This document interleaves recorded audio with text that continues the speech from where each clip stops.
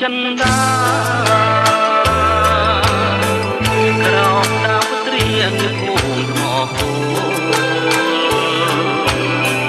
គោខ្មុំតូចយំក្នុងភ្នំកាយបងស្រណោតទៀនយល់ស្រមោលដួងចិត្តយើងអង្គុយលេងស្ដាប់លេងពីយ៉ា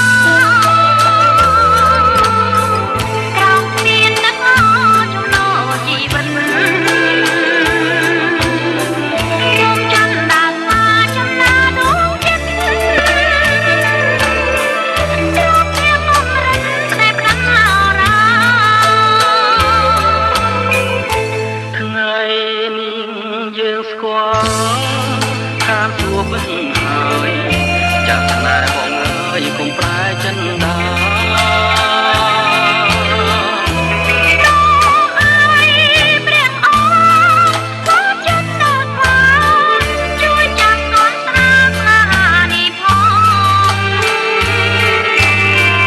បើបងក្បត់អូនឲ្យសូនយ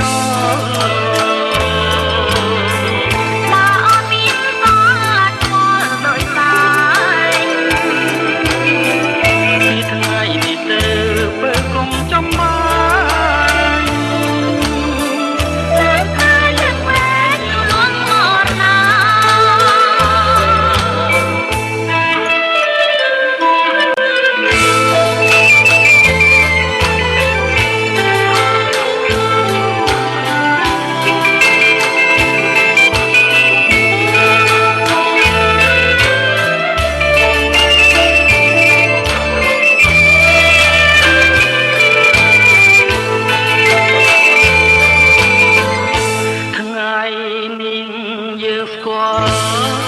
ខានសួបិនហើយ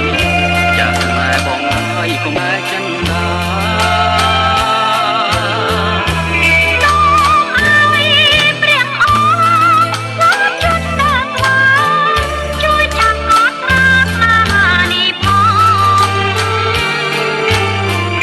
បើបងក្បត់អូនឲ្យសូនដូចខ្ញុំ